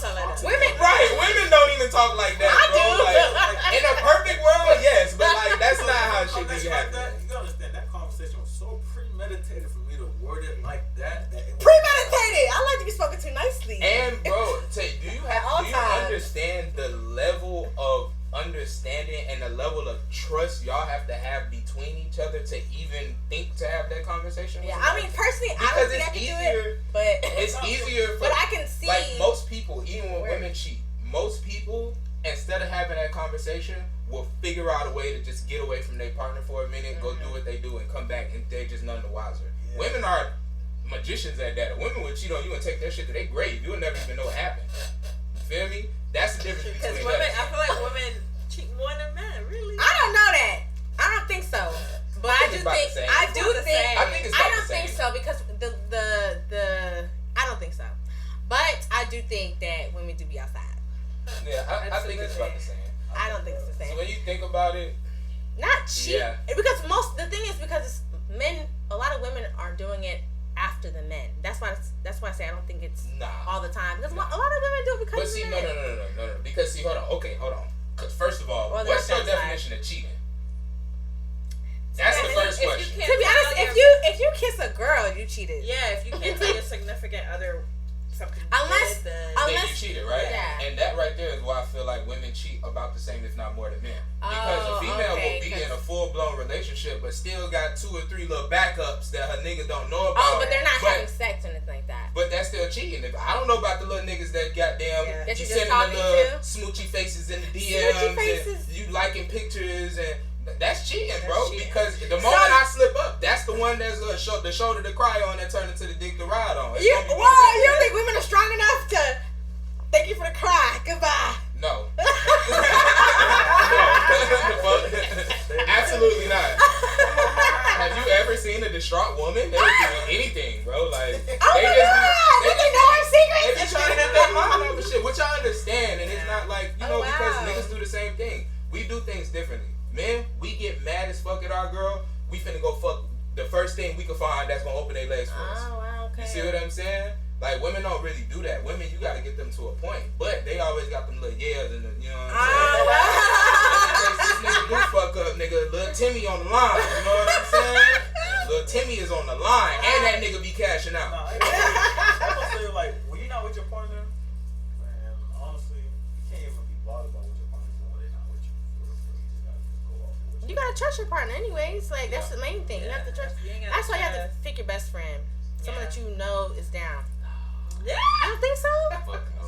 Why not though? It makes it so much better. Because to me, okay, I'm gonna be all the way. I'm gonna keep this shit so 1,000 right now. I do not believe in strictly platonic relationships between men and women. I don't believe in it. Why not? What's going on? I got a lot of male friends. Yeah. I grew up a tomboy. No, because listen, a friend is somebody that we can hang out and nobody gains anything. Like we just vibe. Right. Most times, if a man is friends with a woman, y'all either got some type of business together. Yeah. That's not friendship. That's a business relationship. Okay. Or one party likes the other, but the other party either got something going on or they playing games. That could be man or woman, either way. You know what I'm saying? There's always something there. But imagine just sitting on the couch watching TV with the opposite sex for 9 hours. Nigga, at some point, I'm finna leave. I'm finna try you. Or something like, what the fuck, what we doing? Like, anyways, but... But a friend I could do that with. I didn't chill with this nigga doing absolutely nothing for hours, and it's like, you feel me? That's a platonic friendship. Unless I'm taking a nap, I can't be idle for 9 hours. And then I'm just not gonna understand how niggas think. Like niggas, we know that we're gonna have a 100% platonic relationship, unless I just don't want to have no dealings with you at all. Period. And even then, at that point, for me to even come around you, there has to be some type of benefit. If I don't want nothing to do with you at all on a relationship level, I'm not coming around you unless A, I get access to your friend group because you hang out with some other boozin that I want to hit, or B, we making some type of money together. Right, and that's what I'm saying. Conversation. Not only that, but like I helped a lot of dudes with their women in general. Like they just have insight now. They have insight of the women mindset. Just things in general, like how people see different things, or even money in general. But not even just necessarily just business, but we have insight as well. Like no, see, and that's the thing. I agree. Really, these are sarcastic. No, I would just be like a strong business relationship. Women's intuition is something else. Okay, period. Y'all's intuition be like. We be knowing. So sometimes like, I'll just be like, yo, let me pick your brain. Let me pick your brain, and that's a smart way to do. You feel me? And I might gain some insight from it. Cool. But that also if she called you that same night and like, hey, boy, I just had like two margaritas. That's what I'm Where saying. you at? Where you at? You want some insight out here? Yeah, you gonna get some wisdom, okay? But that's what I'm saying. Yeah. Somebody that like I know, yo, this shit ain't finna get no farther than just this insight. You see what I'm saying? Like, then you just don't. And Fuck that's why with like that I'm friends with a lot of cougars. I know why you're friends with cougars. There's a reason they're called cougars. Bro, I hate cougars, bro. But do you get something from them? No, just insight, conversation. All right, bro. Okay. All right, Mr. Bro. I'm like, what? It's another Yeah. world? All right. I'm in a relationship too, bro. Oh, period. See, there you go. See, black men don't cheat, bro. Thank you, bro. Thank you. Thank Yeah, you. shit, man, don't cheat, bro. Leave them cougars alone, bro. But y'all got outside babies. Alright. Oh, that's it, yeah. Oh, but in terms of the marriage, in Nigerian culture, I see a lot of marriages. So the thing is, like, I do still see marriage as a thing because, like, just last year I was in like 8 different weddings. Like, marriage is very prominent in Nigerian culture. Yeah. Like, people get married. Since I was a baby, weddings every year, and that was 8 was only minimal because of COVID, coming back from COVID. But we'd be like 15 weddings we're going about to. the Nigerian weddings, boy, they ass gonna cash out. Oh yeah, oh yeah. They cash out in parties and just from my graduation, high school graduation, I made $8,000. They just made it rain They for just no reason. 8K. Like, bro, this is not Going a into strip college with 8K, like that's amazing. Yeah. I don't say. Have a stronger neck. Yeah, we do have a lot of organizations too. Yeah, boy. Also, like Nigerians, like they like to flex, bro. Like It's they true. love to flex. Like The thing is, we love money and we work hard for it. Yeah, like so no matter motherfuckers where we wanna show it. are, we're gonna be making money. Like Yeah. if making money is becoming a doctor, lawyer, engineer, we're gonna do it. If money's becoming a businessman, we're gonna do it. If money's becoming whatever else Hush Puppy was, they're gonna do it. And if that don't work, they gonna scam. One way or another, it's gonna happen. They're gonna be good at it, whatever it's been. Yeah. But But you you don't know the understand. reason? I feel like the reason it's like that with Nigerians, bro, is because, bro, if you ever They go meet a Nigerian, nigga, they know every single Oh, other yeah. Nigerian within a 500 The mile connect radius. is Nigga, real. like, The connect is everybody know Yeah, everybody. they know somebody that does X, Y, and Z. Oh God. The connect is real. Yeah, they not scared to spread the wealth, but I feel like that's where like the black community kind of falls short at. It'd be like we've been so fucked up and down bad for so long. It's like when one of us finally do get a couple dollars, shit, we want to tuck that motherfucker and run. We want to run away from everybody because we feel like motherfucker gonna take it from us. So we might. If y'all lose it or understood something, the law of like the earth, the world, whatever, or of abundance, you understand that even you creating stuff to make money for the community brings you more money brings too. you more money. And so people who are trying to hide it end up hoarding it and then even losing more because they can't even expand it or invest it. And that's usually what end up happening. Motherfuckers run up a bag, leave everybody, shit on everybody. Yeah, fuck y'all niggas, whoop de whoop, and then they go broke. And they have nowhere to go back to. Exactly. They have no support system. They done shitted on everybody. Wow. Now they alone and depressed somewhere. Wow. Some shit happens and they didn't hashtag insure the bags. Like my boy Delonte West. They keep finding him like every other month, jade out somewhere, strung out on drugs. What's that one nigga that got killed in California? They just posted about it. They got killed in P&B, no life insurance, no will, no life insurance. He didn't insure the bag. He rock. He was the really. He died? Yeah. Remember he was like at a restaurant. They right. Oh, that's when he was with his girl. Yeah. Oh, that was sad. Yeah. It was a father and a son, wasn't it? Oh, that was And so a mother and the stepmama or some shit. They all got locked up. Yeah, they all got And locked up. at that point, literally, he was the bag. He was the bag. And they said he was wearing his neck piece. That's His their jewelry rob. wasn't insured. His jewelry wasn't insured. His life wasn't I didn't laugh insured. at thing, but yeah, that's. But this happens all too often. All See, the the time. reason that this is even news is because he was a famous rapper. Niggas die in the hood every single day with no insurance, bro. This man was making at least $200, $300 a year, no insurance. No insurance. Think about your regular Joe Schmo out the street. And he had kids, bro. 3 kids, depending on his income. No insurance. Family assed out. Now on the brink of financial burden. They're gonna have to throw a fish fry Fish fry. and sell some t-shirts. Yeah. Which is sad. I'm not saying that to be funny. I'm saying like that's what people reality, yeah. be having to do, and it's like, bro, like get your ducks in a row while you here, bro. Like, no, tomorrow is never promised. So at the very least, much on average a 30-year-old single male? How much monthly would you have to pay? Just on average. For a 30-year-old single male, right? If you get a 30-year term, that's going to cover you until you're about the time you retire. It's not going to cost you any more than $25 per month. So you hear that? I was thinking 150. A 3.5, y'all. Literally a 3.5 a month. 1.35 a month, bro. If anything happens to you, your kids straight, your family straight, your mama ain't gotta start a GoFundMe and fried chicken and sell plates to put your dumb ass in the ground because you doing stupid shit. You feel me? Like, and not talking about P&B. I'm just saying in general. You know what I'm saying? P&B probably had some sort of bank account that they could have used to bury yourself. But if you don't have $50K to bury yourself and you don't have life insurance, if we don't got it, just cremate me. Yeah. Because damn, I don't want y'all to be. But funerals in Nigeria is a big thing. They spend so much money. It's a celebratory thing because we also celebrate here for the people. If you have family here too, we do a lot of wakekeeping. Growing up, I didn't even know wakekeeping was supposed to be sad. Wait. What is it? It's called a wakekeeping. So like a wake? Yeah, like when you basically put like the day before the funeral. And right, like, but it's more like it's like a party. Like a party. And they're spraying more money, and it's like we're celebrating the life of them. Like, we talk about all the good stuff. Everybody's just dancing, eating. Like, I grew up doing that for so long. I realized I never even been to a funeral until like 26, and I was like, this is so sad. Like, especially, I didn't even know them. It's even more sad when it's like, cause we young, like, you know what I'm saying? Like, we young as hell. So us going to funerals for people our age, it'd be like, And just in the last 2-3 months, shit, you know, I didn't tell you every time. I know about 3-4 people that done died in the last couple months. I mean, so you know, that's the whole reason why I got into the insurance industry. You feel me? I have my younger brother passed when he was 18. My other brother passed when he was 23. Oh, sorry. They had 6 subsidies. Oh shit, my bad. So I knew nothing about life insurance. Like I said, I'm about to be a cop, right?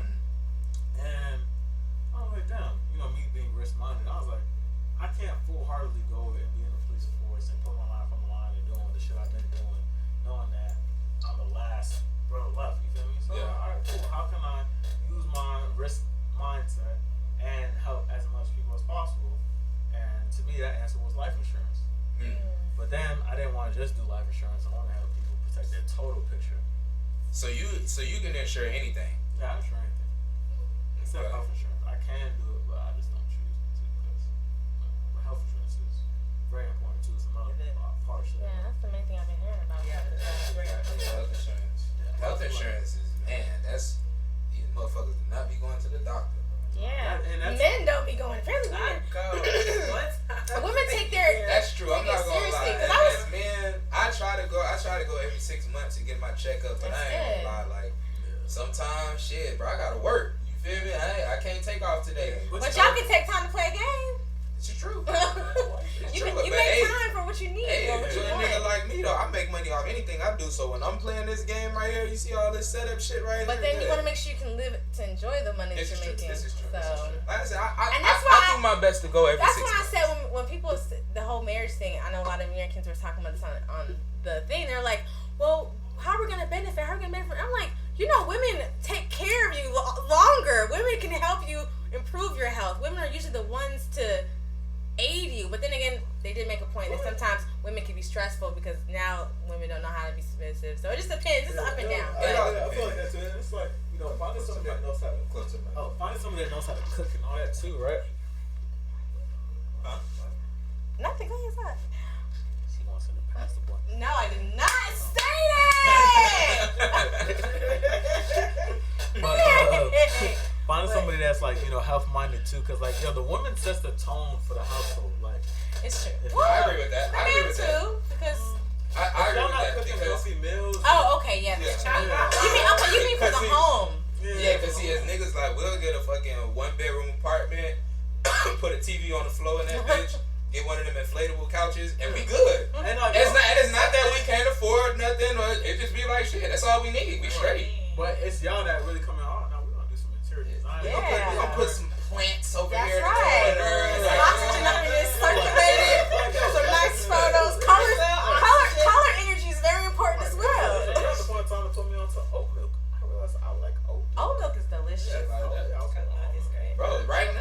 right now, to this day, if y'all go in the kitchen, there's probably like 3 forks in that bitch. Like,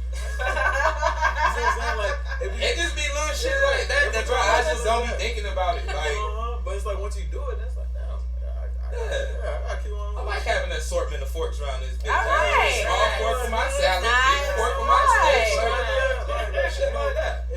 So it sounds like a lot of positives for having a woman. That's what it sounds like. Yeah, I mean, hey, I feel like marriage benefits both parties. Yeah, I agree. If it's done correct. Yes. If because see, a lot of people. Okay, let me put it like this: if you marrying for love and love only, you're gonna lose every time.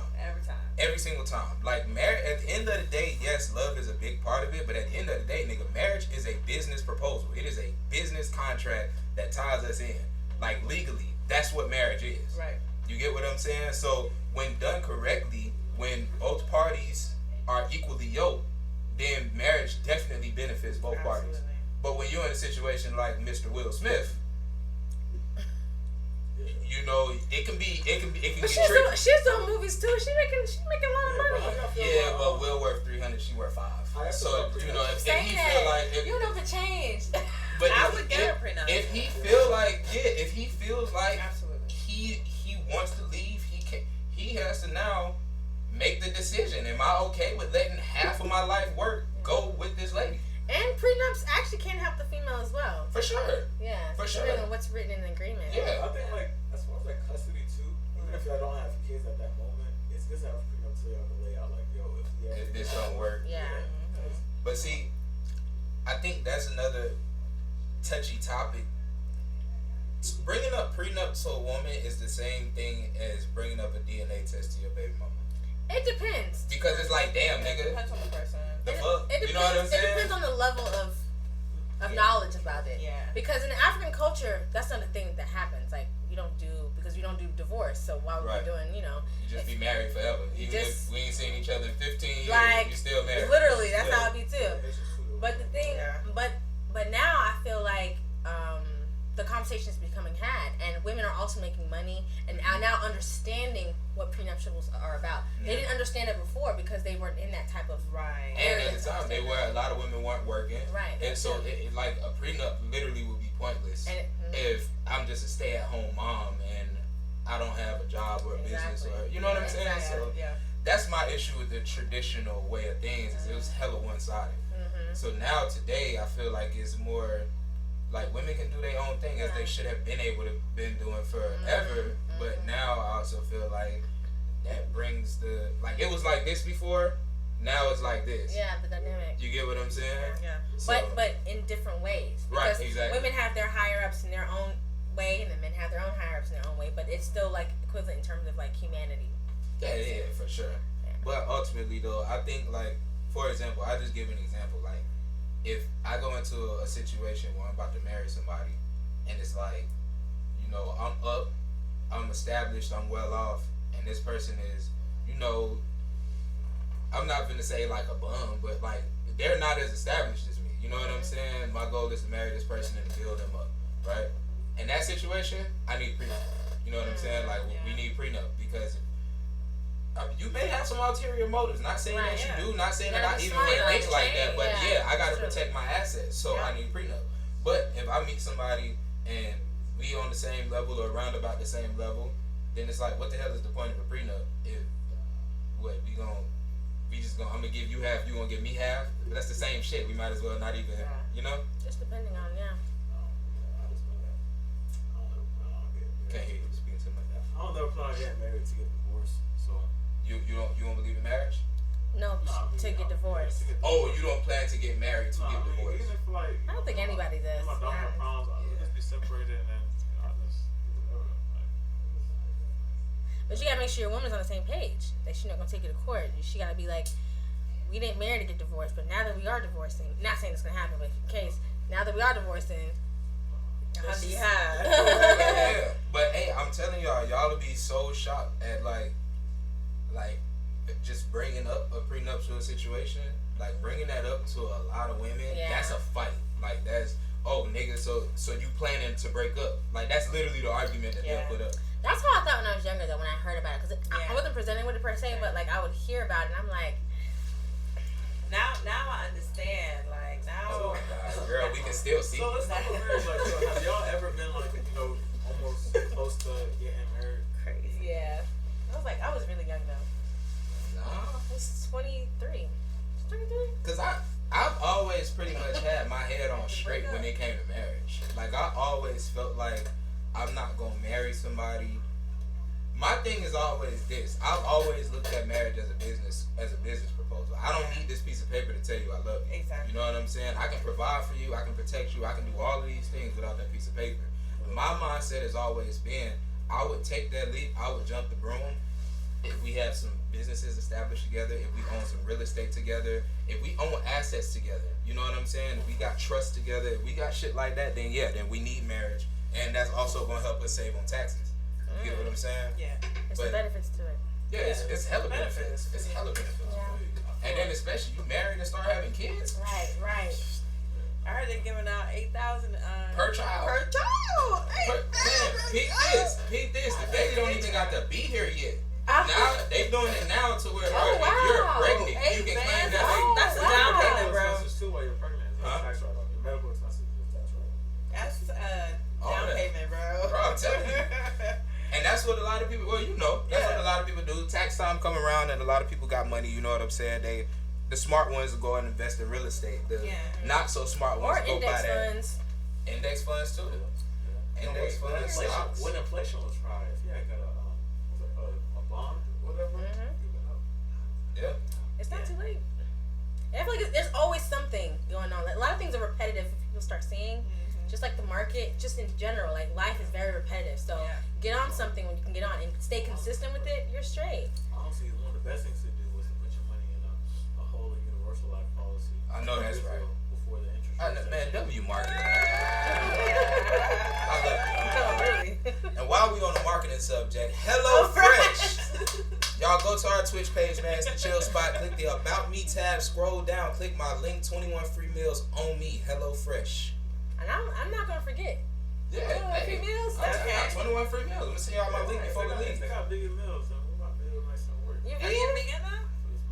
Okay. For this month, Vegan, bro. I don't believe you. I was vegan for 2 years. Oh wow. He keep telling me that.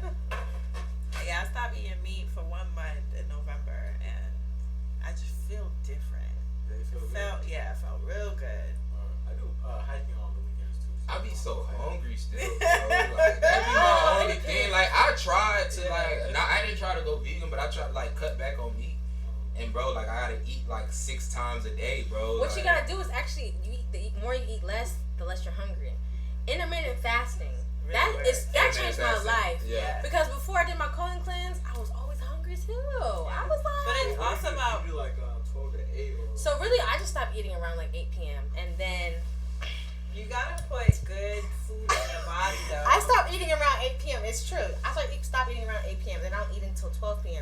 But sometimes now I don't even start until 2 p.m. because it doesn't even affect me. But the first month it did. First month my stomach was like. And then see for me 10 a.m. I'm eating. And then for me, I'm in the gym 6-7 days a week. Oh, see, I need to get to that. On top of the workouts, you gotta eat. I need protein. You feel me? I can do beans and I can do avocado. I can do certain fruits and vegetables. That's true. I didn't take the time of working out, but you gotta be working out and shit. So it's like this week I've been doing 2 days and shit. And I need you to bring the mic in. You know what I'm saying? he's even farther. Yeah, farther away. I was getting comfy, but this week I've been doing 2 days and shit. And it's like my recovery been a little bit slow. And I'm in sore as shit. Man, them 2 days hurt. Yeah. Them 2 days ain't no hope, bro. You need fuel. You got to eat. Man. You picked a hell of a time to go start doing 2 days when you became a vegan. Right. Alright. Hey, You lose more weight though. yeah, for sure. And you lose it faster. I ain't gonna lie, because basically when you eating all them vegetables and shit, bro, you getting hella water. Yeah. So you flushing everything out. Yeah. You Because flushing all that the shit proper way to eat. The proper way to eat is actually we're supposed to be drinking water 15 minutes before we're eating our meal, and then we're supposed to eat our fruits, or vegetables, and then eat your meal. Because you're supposed to have your nutrients first. And then you can have the main meats or things like that, and then after that wait 10 minutes and then drink your water. People are drinking water and drinking juice and drinking Sprite while eating. The digesting system is not even digesting the way it's supposed to be. And it's not going to affect you at that moment, but like 5 years later, you're going to start having guts things and intestinal things. Leaky gut. So, hold on. A lot of colon cleanse. I'm not even in the nature nut, but at the same time, I was pre-med. I like that. No, I like it, man. I like it, man. Black folks having conversations about health. Yes. Health is wild. If you think about it, bro. See, and if y'all have more friends that was girls, you can have more conversations. Or we can bring you on the podcast. Yeah, same thing. You can drop the jewels on that, you know what I'm saying? I get that info, you feel me? I feel like our parents didn't know back then about health like that too. Because Every I meal. grew up eating Cheetos. And I feel like it depends on the generation too. Rice. And chicken, so Yeah. squad. It was just Bro, and then like in the black community, bro, Sunday dinner is the most, that meal is deadly, bro. You got breaded fried chicken with rice, cornbread. You got pecan pie, sweet potato pie. It's all starch. It's all I starch. feel like it happened on generational too, because I felt like generations before my parents, the eating was different in Nigeria. Like the eating was way different, way the healthier. food was different too. The food was different. The food was different And too. then I'll they give you that. were raised, but they were raised more of with the westernized mindset.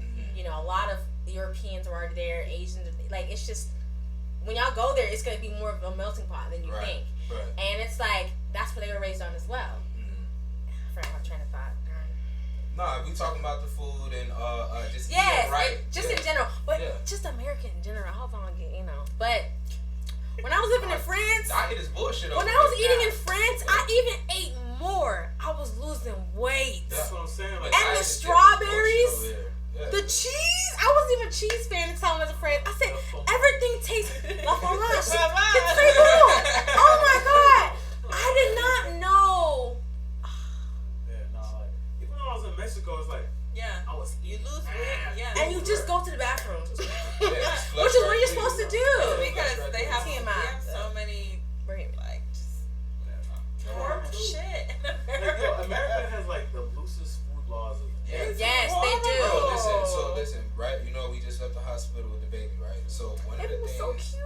Yeah, my little boy, man. It's my little man. But listen, before we left the hospital, right? They was like, okay, what kind of formula y'all using? We showed them the formula, whatever. And I was thinking, because I always, like, I got hella nieces and nephews and little cousins, so I always been around kids. And I always thought you just get the distilled water. You know what I'm saying? You get distilled water, that's what you make the bottles with. But the nurse at the hospital told us, she was like, it really don't matter what water you use because you need to boil the water anyway. And the reason you gotta boil the water anyway is because the FDA allows X amount of debris, minerals, bugs. Like there's a percentage of bullshit that they let into all of our food. Wow. So she was basically saying you boil the water and then pour it into the formula to kill whatever bacteria and germs the FDA okay. I know they used to do that with salt water and stuff, like when people are out in the fields and stuff like that. But it's like, we don't even think to do that because I'm thinking, oh, just thirsty. I'm gonna drink water. I'm gonna be healthy. Not knowing that, not knowing that the water is not even the best for you. Even bottled water. Yeah. Is horrible for us. And apparently, That's water is all not we even. drink. Apparently, water's not even what we need anyways. Apparently, we needed more nutrients from like other substances like fruits and vegetables. Yeah. So you really need to start today with like, even if you want to drink water, put lemon in it or lime in it. You gotta add minerals, baking soda and salt. Moving to Mexico? You never been there. Nah, a lot of black people are moving to Mexico because it's a lot cheaper. Yeah. That's interesting. Damn. Yeah, I don't know a lot of Haitians. Why? We have a lot of Haitians in Georgia too now. Hella Haitians. Hella Haitians now. And it's crazy because like, Most of my clients bro, are like, Haitian. and I'm from here, bro. It was not a lot of Haitians here growing up. Really? And then out of nowhere, It's always been a The Haitian. chamber standpoint, but Atlanta has the fourth largest Haitian community in the United States outside of New York, Boston, and Miami. That's crazy. That would be I didn't know that. that's Wow. what's crazy. black Haitians, by the way, and Savannah was one black Haitians. Wow. Look at you. Good story. Haiti pour la vie. But we're also gonna do Libre Fest in Macon this year, celebrating Haitian Flag Day. What's that? Say that again into the mic so they can make sure they hear where you at. We're doing Libre Fest. Shout out to Abigail Petit Frere and Sharon Virgil, helping to put that on. We're partnering with the city of Macon this year to throw the biggest Haitian cultural festival in the United States. Damn. And May When is that? I think it's gonna be May 6th. May 6th. Where can we get tickets at? You can go to VibreFest.com or check out their Instagram, VibreFest. We're gonna have Michael Brune, Katrinata. It's gonna be a lot of Haitian American artists. We're just really highlighting the Haitian culture in the United States. Okay, I like it. I like it. Yeah, for sure. Okay. Well, and if you're gonna be in town February, check out Joy Filet Haitian artist Essence Lounge. Okay. Where's Essence at? Riverdale, yeah. I feel like they always have Haitian parties there.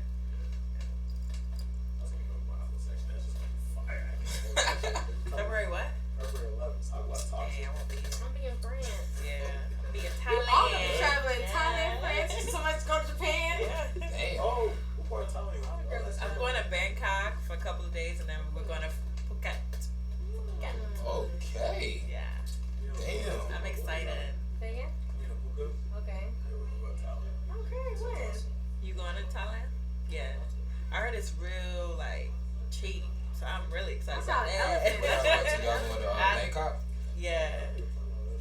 Y'all about to go to the red light district. Right. Well, that's what we're saying in to Bangkok. That's what we're going to say. So. I know what y'all about What's to do. there? What's there? What's Red there? Light District? You ever been to Amsterdam? Oh, Bunch Amsterdam of is hookers. lit. Bunch of what? Bunch of hookers. Bunch of hookers, yeah. Like It's They legal. have sex. Yeah, it's legal. It's legal over there. Okay. Well, hey man, it's been another episode of the Chill Spot. Y'all shout y'all socials out. Tell everybody where to find y'all, what y'all got coming up. At Chidi Bella, CHID as in dog, I Bella. Chidi Bella. Okay. And Miss Stephanie. You can find me on all social at Steph Sells Luxury _. Okay. Y'all already know me, man. It's your boy Booby Rats in the building. And we out.